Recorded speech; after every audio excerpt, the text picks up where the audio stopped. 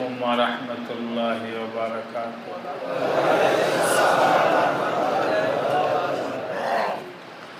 بسم الله الرحمن الرحيم. الحمد لله وكفى وسلام على عباده الذين اصطفى. أما بعد فأعوذ بالله من الشيطان الرجيم. بسم الله الرحمن الرحيم. الذين آمنوا وتطمئن قلوبهم بذكر الله. ألا بذكر الله تطمئن القلوب.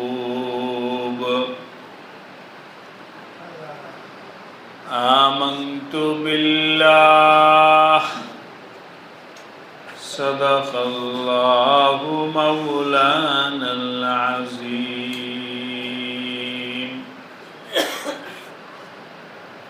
ফরিদপুর ভাঙ্গা থানার আতাদি জামে মসজিদ কর্তৃক আয়োজিত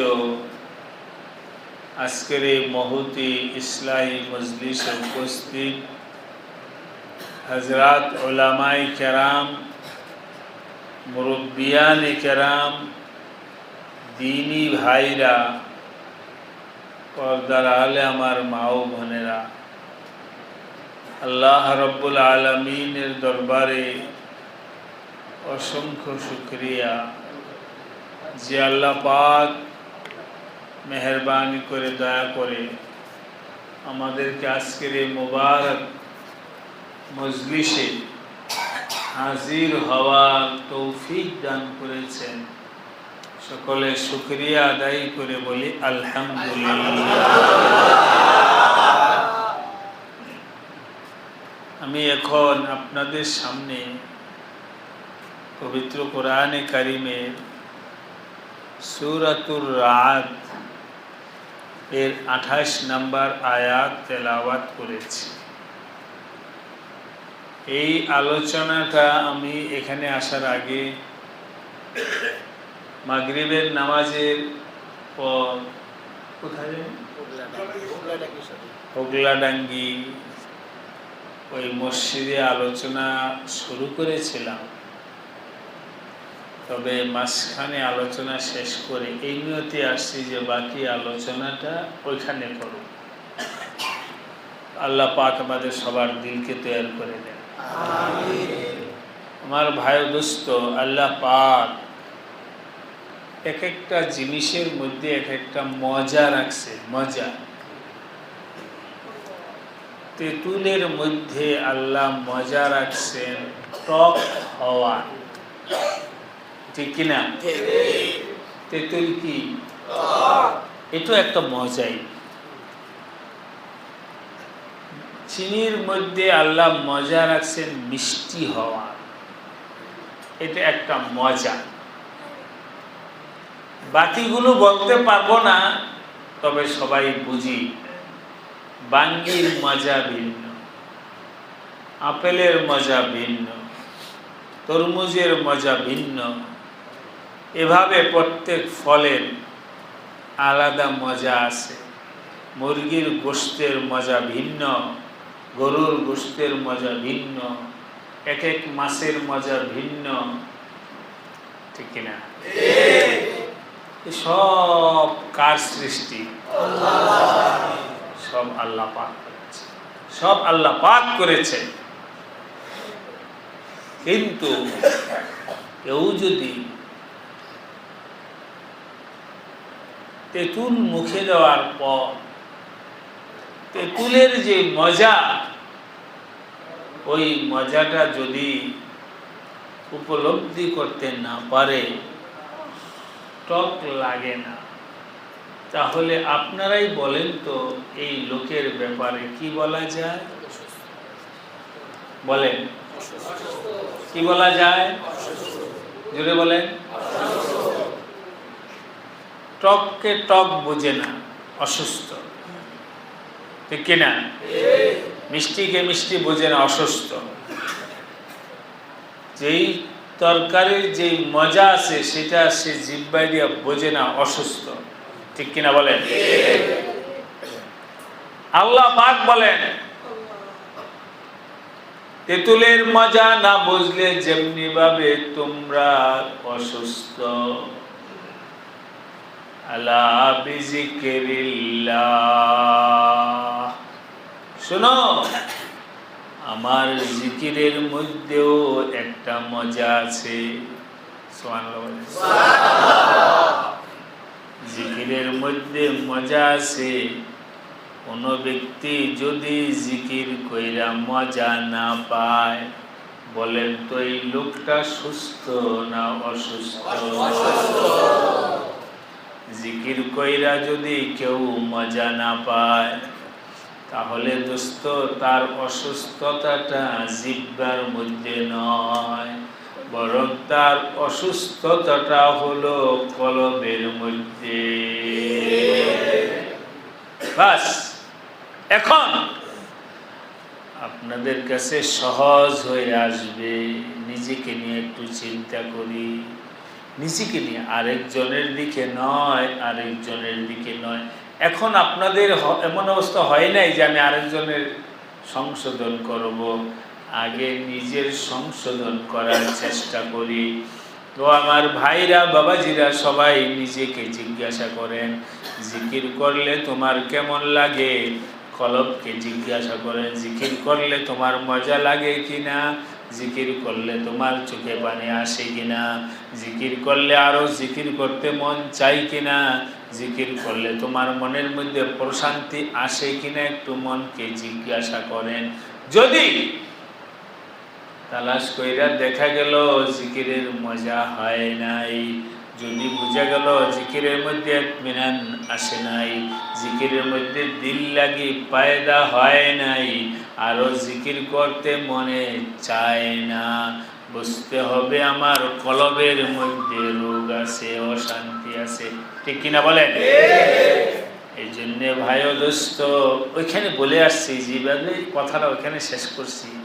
এই আমার ভাইরা শোনেন, ইমানদার ভাইরা, মসজিদে গেলে অস্থিরতা কেন?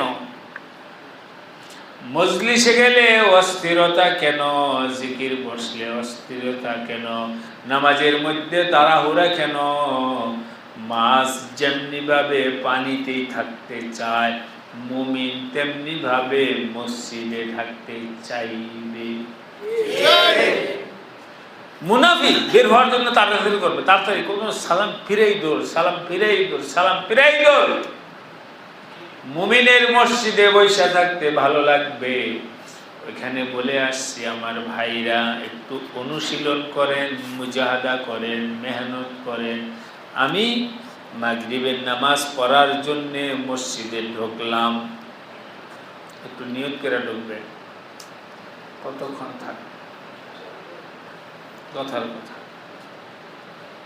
মাগরিবে যাওয়ার সময় যখন ঢুকতেছেন নিয়ত করবেন আগে যে আমি কখন পর্যন্ত থাকবো। ওযু যদি না ভাঙে তো আমি আধা ঘন্টা সময় কথার মসজিদে থাকবো। তাহলে কতক্ষণ?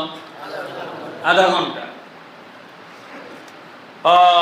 কারো যদি সুযোগ হয় এশা পর্যন্ত মাগরিবে ঢুকলাম, একবারে এশার নামাজ পড়া বের হব, এই সময়টা আমি আল্লাহর ঘরে, আল্লাহর সহবতে, আল্লাহর সান্নিধ্যে থাকব। এর মাঝখানে আমি কারো ডাকে সাড়া দিব না, কারো দিকে তাকাবো না, কারো সাথে যোগাযোগ করব না, কোনো পেরেশানি নাই, কিচ্ছু নাই। আমি জয়মা মোহাব্বতের সাথে, দিল লাগির সাথে, ইতমিনানের সাথে মসজিদে বৈশা থাকবো। পারবো কিনা বলেন? আল্লাহ আমাদেরকে তৌফিক দান করেন, আমিন। একটা সময় বের করো, ওই সময় কেউ নাই, কেউ নাই, কেউ নাই, কারোর সাথে যোগাযোগ নাই, কারোর সাথে যোগাযোগ নাই, যোগাযোগ একমাত্র কার সাথে? এই সময়টা না মন্ত্রী না এমপি না দুনিয়ার কোনো টাকাওয়ালা ক্ষমতাওয়ালা না স্ত্রী না ছেলে না কারোর সাথে আমার কোনো সম্পর্ক নাই, একমাত্র আমার সম্পর্ক হলো আমার আল্লাহর সাথে। আল্লাহ আমাদের সবাইকে তৌফিক দান করে। মহব্বতের সাথে বলেন লা ইলাহা ইল্লাল্লাহ, লা ইলাহা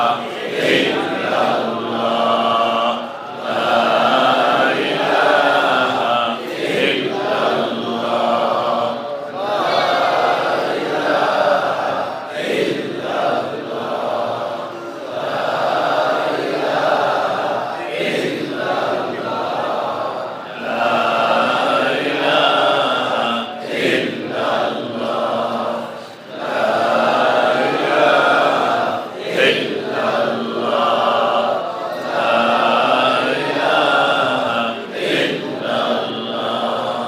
লা ইলাহা ইল্লাল্লাহ, লা ইলাহা ইল্লাল্লাহ, লা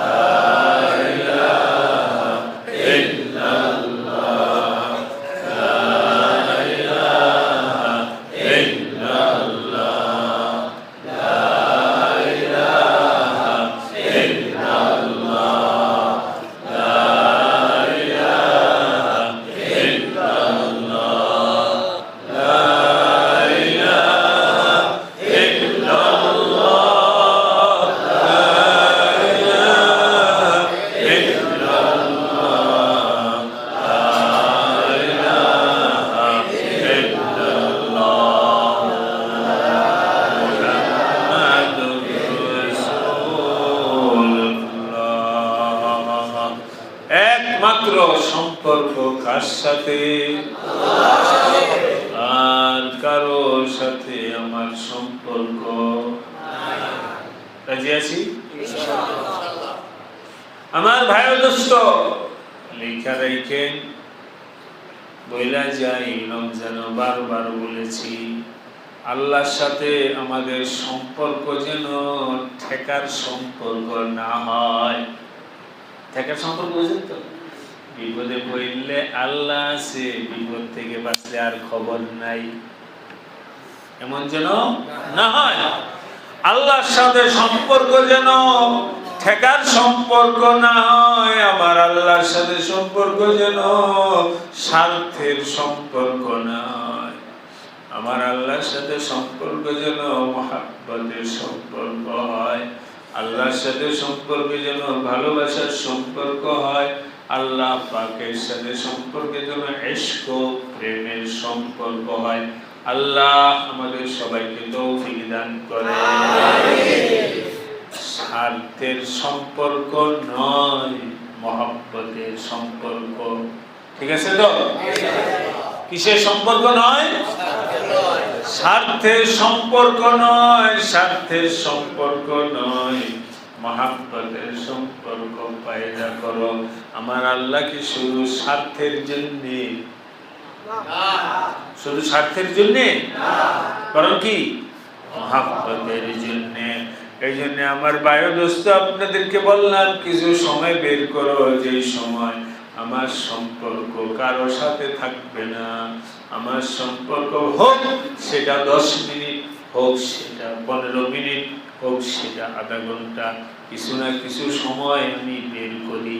ওই সময় কারো সাথে সম্পর্ক থাকবে না। কে কে রাজি আছেন একটু হাত তুলে? আল্লাহ আমাদের সবাইকে তৌফিক দান করে।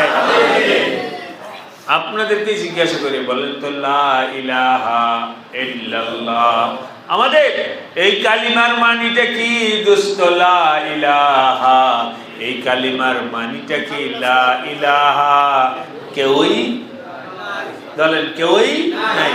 লা ইলাহা কেউই নাই, কেউই নাই। আমি সব কিছুকে অস্বীকার করলাম। লা ইলাহা কেউই নাই ইল্লাল্লাহ, একমাত্র কে? একমাত্র আছেন কে? সুতরাং এখন আমি যখন কথার কথা বলতেছি লা ইলাহা ইল্লাল্লাহ বলি, ওই সময়ও যদি দুষ্ট মুখে বলি লা ইলাহা ইল্লাল্লাহ, কিন্তু আমি ডুবে আছি দুনিয়াতে, মুখে বলি লা ইলাহা ইল্লাল্লাহ, কলবের মধ্যে হলো গায়রুল্লাহ, মুখে হলো লা ইলাহা ইল্লাল্লাহ, কলবের মধ্যে হলো স্ত্রীর মহাব্বত, কলবের মধ্যে সেলিমের মহাব্বত, কলবের মধ্যে দুনিয়ার মহাব্বত, কলবের মধ্যে হলো সবকিছু ভরপুর, মুখে বলতেছি কি? মুখে বলতেছি লা ইলাহা ইল্লাল্লাহ, কলবের মধ্যে গায়রুল্লাহ ভরা, কলবের মধ্যে গায়রুল্লাহ বলা। বলেন বলেন, মুখের বলা কলব কি এক? না, কলব এক হয় নাই। কলবটা বলেন তো মুখের কথার সাথে এক হওয়ার দরকার আছে কি নাই? আছে। এই জন্য আপনাদেরকে বলে যাচ্ছি, আপনারা যারা বায়াত হইছেন, বায়াত হওয়ার মানে হলো নিজের জীবনটাকে একটু সংশোধন করো। আজকে তোমার কলবে গায়রুল্লাহ আছে, গায়রুল্লাহকে বের করা শিখো। আজকে তোমার কলবের মধ্যে আওলাদ ফরজন্দের মহব্বত আছে, তুমি এটা ভুইলা যাও। হর তমন্না দিল সে রুখসত হো গাই, अब तो आजा अब तो खलवत हो गई। তুমি আল্লাহকে বলো, আল্লাহ আমার কলব থেকে সব কিছু বের করে দিছি, আমার কলবের মধ্যে কেউ নাই, কলবের মধ্যে কেউ নাই, কলবটা এখন খালি আছে। কথার কথা আমি মাঝে মধ্যে বোঝানোর জন্য বলি, গ্লাসের মধ্যে যদি পানি থাকে, এর উপরে পানি ঢাললে ওই পানিটা বাহিরে পইরা যাবে, ঠিক কিনা বলেন? এই গ্লাসের মধ্যে যদি তুমি পানি ঢালতে চাও, আগে তোমার গ্লাসটাকে খালি করো, খালি কইরা একবারে পানি দাও, তাহলে গ্লাসের মধ্যে পানি জায়গা নেবে। তোমার কলবের মধ্যে সব কিছুর মহব্বতে কলবটা বইরা রয়েছে, এখন আমার আল্লাহর মহব্বতটা আসবেই কিভাবে? পইরা যাবে, ডানে বামে দোস্ত পইরা যাবে, কলবের মধ্যে তো আর জায়গা নাই। এই জন্য এই কলবের মধ্যে যদি আমার আল্লাহকে বসাইতে চাও, তাহলে আগে কলবটাকে খালি করতে হবে, ঠিক কিনা বলে? এই কলবটা থেকে সব কিছু বের করো, বের করার পরে এবার বলো ইল্লাল্লাহ, ইল্লাল্লাহ, ইল্লাল্লাহ, ইল্লাল্লাহ,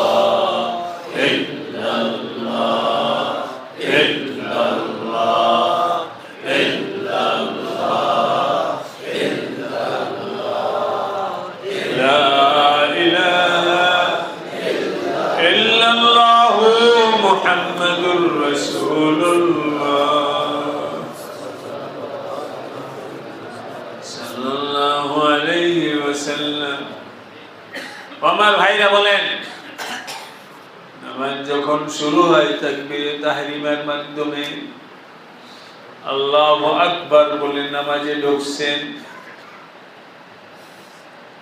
নিয়ত করে নামাজ শুরু করছেন, বলেন তো এবার কেউ যদি ডাক দেয় সাড়া দেওয়া যাবে? কোন দিকে তাকানো যাবে? কারোর সাথে কথা বলা যাবে না, কারো দিকে তাকানো যাবে না। ইন্নী ওয়াজ্জাহতু ওয়াজহিয়া, আল্লাহকে ঘোষণা কইরা বলতেছে, আল্লাহ আমি আমার চেহারা আর কারো দিকে ফিরাবো না। ইন্নী ওয়াজ্জাহতু, আমি আমার চেহারাটাকে ফিরাইলাম। ইন্নী ওয়াজ্জাহতু ওয়াজহিয়া, আমার চেহারাটাকে আমি ফিরাইলাম। ইন্নী ওয়াজ্জাহতু ওয়াজহিয়া লিল্লাযী ফাতারাস সামাওয়াতি ওয়াল আরদ, আসমান জমিনের সৃষ্টিকর্তার দিকে আমার চেহারাকে আমি ফিরাইলাম। বলেন তো আসমান জমিন সৃষ্টিকারী কে? আল্লাহ। আল্লাহ আমি ওয়াদা করতেছি, তোমার সাথে ওয়াদা করতেছি, তুমি ছাড়া অন্য কারোর দিকে তাকাবো না। ইন্নী ওয়াজ্জাহতু, আমি তো এই সময়ের ভিতরে শুধু তোমাকে দেখবো।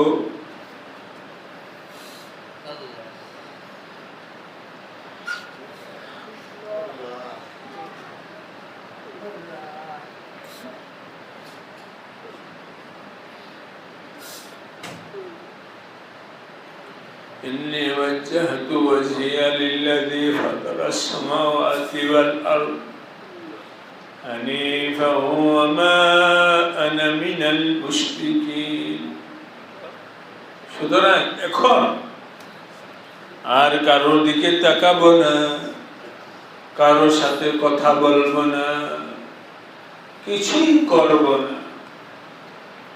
এই যে দেখো আরেক হয়ে গেছে, সালাম ফিরানের আগ পর্যন্ত কারোর সাথে কথা বলা যায় না, ঠিক কিনা বলেন? আল্লাহ শিখাইতেছেন, বান্দা আমার জন্য একটা সময় তুমি নির্ধারণ করো। এই সময় তোমার স্ত্রী ডাক দিলেও সাড়া দেওয়া যাবে না,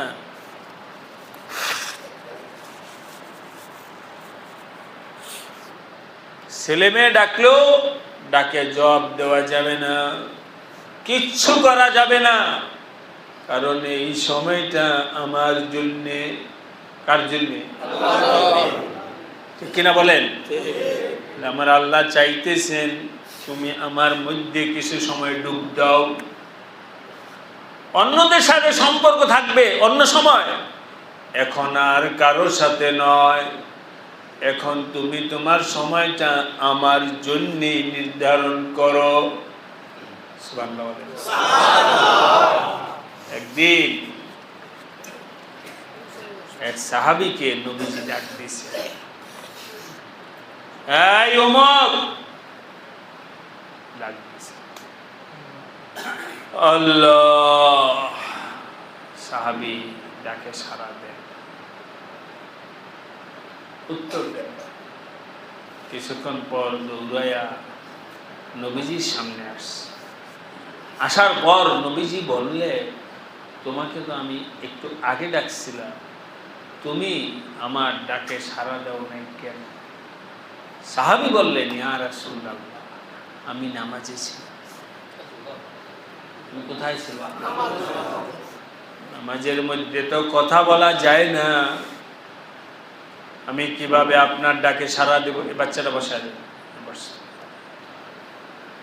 নামাজের মধ্যে কথা বলা যায় না, আপনার থেকে শিখছি।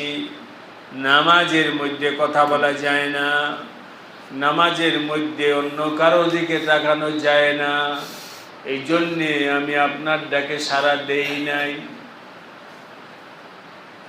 ঠিক আছে, তার জানা মতে ঠিক আছে।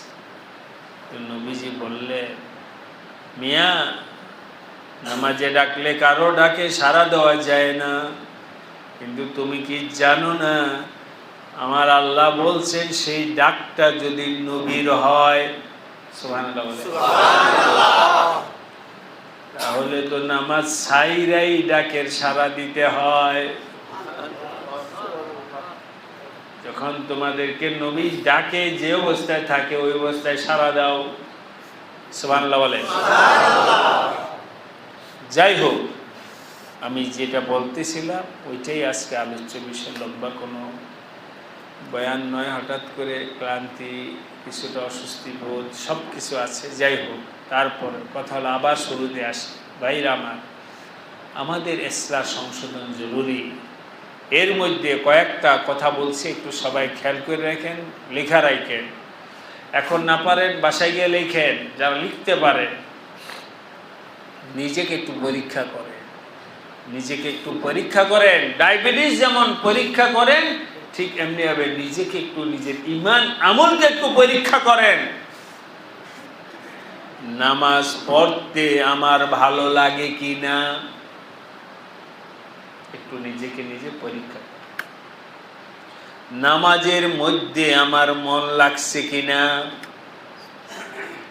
নামাজ আরো বেশি পড়তে মনে চাই কিনা, এগুলো নিজের নফসকে জিজ্ঞাসা করবে। যদি নামাজের মধ্যে আপনার মন লাগে, আরো নামাজ পড়তে মন চায়, নামাজের মধ্যে দিল লাগে, ইতমিনান পয়দা হইছে, খুশি লাগছে, মন লাগছে, আনন্দ লাগছে, আলহামদুলিল্লাহ বলেন। আর যদি নামাজের মধ্যে অস্থিরতা, কখন শেষ হবে, ইমাম সাহেব কেরাত এত লম্বা কেরাত পড়তে হয় না বললেও মনের ভিতরে হলো কখন নামাজ শেষ হবে, কখন শেষ হবে, তাড়াতাড়ি সালাম ফিরায় ফেলুন। লম্বা কেরাত হইলে ইমাম সাহেবের প্রতি বিরক্তির ভাব আসে। রুকু সিজদাটা কখনো লম্বা হয়ে গেলে বিরক্তির ভাব আসে। এরকম যদি হয়, নামাজ সালাম ফিরাইলেই দৌড়, আর পড়তে মন চায় না, তাহলে বলেন আমি সুস্থ না অসুস্থ?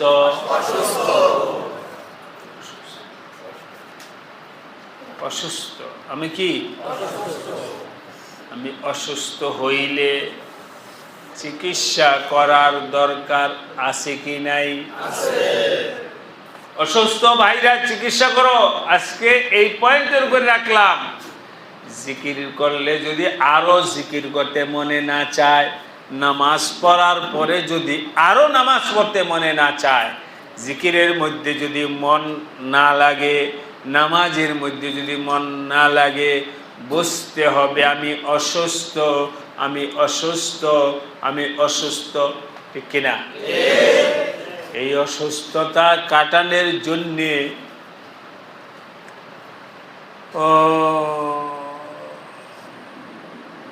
চিকিৎসা কি করতে হবে? এক নম্বর চিকিৎসা হলো তওবা করতে হবে। কি করতে হবে? তওবা। দুই নম্বর চিকিৎসা হলো আল্লাহ ওয়ালাদের সোহবতে যাইতে হবে। এক নম্বর চিকিৎসা হলো তওবা করতে হবে। দুই নম্বর চিকিৎসা হলো আল্লাহ ওয়ালাদের সোহবতে যাইতে হবে, গিয়ে বসে থাকতে হবে। দুইটা চিকিৎসা পারবো ইনশাআল্লাহ? এক নম্বর চিকিৎসা কি? এক নম্বর চিকিৎসা কি? দুই নম্বর আল্লাহ ওয়ালাদের সোহবত। ইনশাআল্লাহ সবাই বলেন ইনশাআল্লাহ। লেখা রাখেন, এই দুইটা চিকিৎসা যদি কেউ করে, ইনশাআল্লাহ আল্লাহ পাক তার কলবের রোগটাকে ভালো করে দিবেন। এক নম্বর চিকিৎসা হলো কি? দুই নম্বর হলো আল্লাহ ওয়ালাদের সোহবত। ইনশাআল্লাহ কাজ হবে, ফায়দা।